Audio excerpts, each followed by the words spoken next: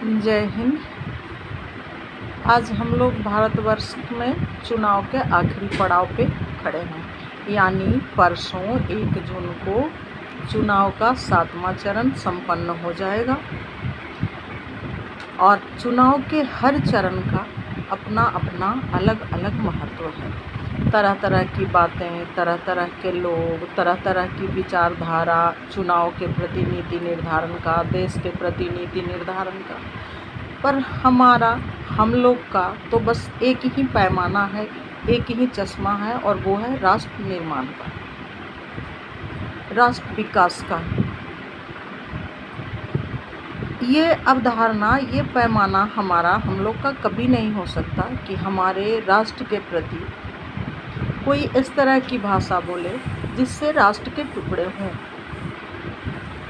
या फिर हमारे मानवता को विभिन्न जातियों में बांट करके हमारे राष्ट्र के विकास को अवरुद्ध करे। ये हमारा चश्मा नहीं हो सकता, ये हम लोग का चश्मा नहीं हो सकता। अगर हमारा राष्ट्र विकसित है तो हम भी विकसित हैं, हमारा वजूद है, और नहीं तो हमारा वजूद है कहाँ, मैं हूँ कहाँ, मेरी जातियाँ हैं कहाँ, मेरा धर्म है कहाँ, कुछ भी शेष नहीं रह जाता। और अभी तक के हमारे देश के जो वर्तमान प्रधानमंत्री माननीय नरेंद्र मोदी जी हैं, उनके नेतृत्व में हमारा देश विश्व पटल पर बिल्कुल आगे की पंक्ति में खड़ा है। हम लोग सभी जानते हैं कि अर्थव्यवस्था में 5वें पायदान पे पहुंच चुका है, और इसलिए हमें गर्व है कि हम भारतीय हैं, और हमें ये भी गर्व है कि हम हमारे प्रधानमंत्री माननीय नरेंद्र मोदी जी के नेतृत्व में रह रहे हैं। लेकिन कुछ लोग ऐसे भी हैं जो इस तरह की भाषा बोलते हैं। ये शीर्ष नेतृत्व पर बैठे लोग, प्रधानमंत्री या दूसरे भी शीर्ष नेतृत्व पर बैठे लोगों को गालियां देते हैं, उनके बदले में कुछ उल्टी सीधी बातें करते हैं। लेकिन ये सोचने की बात है कि आखिर ऐसा होता क्यों है। इसलिए कि बिल्कुल निचले पायदान से अचानक ऊंचाई पर, शीर्ष पर पहुंच जाऊं, और इसके लिए सबसे अच्छा रास्ता बस एक ही है, शीर्ष नेतृत्व को गालियां दे दो। पर ये हमने उन्हें गालियां नहीं दी, ये उन्होंने प्रधानमंत्री को गालियां नहीं दी या शीर्ष नेतृत्व पर बैठे और दूसरे लोगों को गालियां नहीं दी, ये हमारे देश को गालियां दी उन्होंने। इससे हमारी मातृभूमि शर्मसार होती है। वो प्रधानमंत्री हमारे देश का जिसके ऊपर अभी तक किसी तरह का कोई भी दाग नहीं लगा है, जो पूरे विश्व में पूजा जाता है, जिसकी तरफ विश्व के सारे देश अपने अलग अलग उम्मीदों से देख रहे हैं, और उसके बारे में अगर हम भद्दी गालियाँ निकालते हैं तो ये फिर हमारी बदनसीबी है।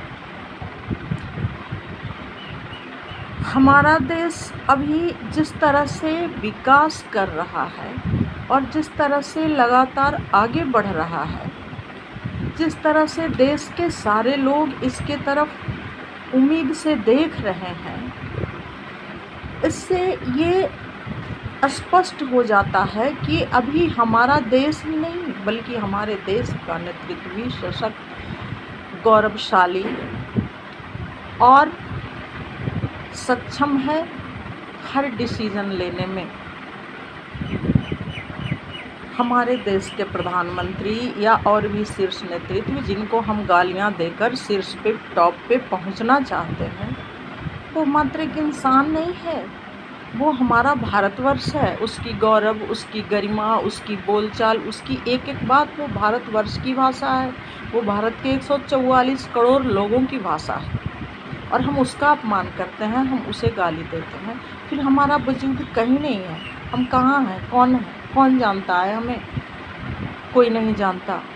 लेकिन अगर हमारे घर की चारदीवारी सशक्त है, मजबूत है, हमारा रक्षक सशक्त है, गौरवशाली है, मजबूत है, तो फिर हमारा वजूद है, हमारी बातों का वजन है, उसमें दम है, हमारी एक अलग पहचान है, और हम प्रतिभा संपन्न व्यक्ति हैं, सशक्त व्यक्ति हैं, सक्षम व्यक्ति हैं। इसलिए मैं बस एक बार फिर से यही कहना चाहूँगी, चुनाव के आखिरी पड़ाव पे आकर के कि ऐसे व्यक्ति को चुनें, सोच समझकर मतदान करें हम लोग, हम सभी, ताकि देश का निर्माण कार्य जो थोड़ा सा रुका हुआ है वो अतिशीघ्र आगे बढ़ सके और हम विकसित भारत के नागरिक बन सकें। हमारा देश, हमारा धर्म, हमारी जाति सब एक ही है, हम बिल्कुल अलग नहीं हैं।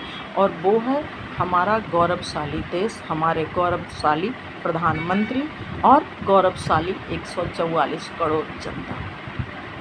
सबका साथ, सबका विकास, सबका विश्वास, यही हमारा नारा है, यही हमारा धर्म है, यही हमारी जाति है। वरना मेरा कोई वजूद नहीं, कोई जाति नहीं, कोई धर्म नहीं। अगर हिंदुस्तान नहीं तो हम भी नहीं, आप भी नहीं, कोई भी नहीं। इसलिए मैं एक बार फिर से कहना चाहूँगी, एक बार फिर मोदी सरकार 400 पार। जय हिंद, जय भारत, वंदे मातरम।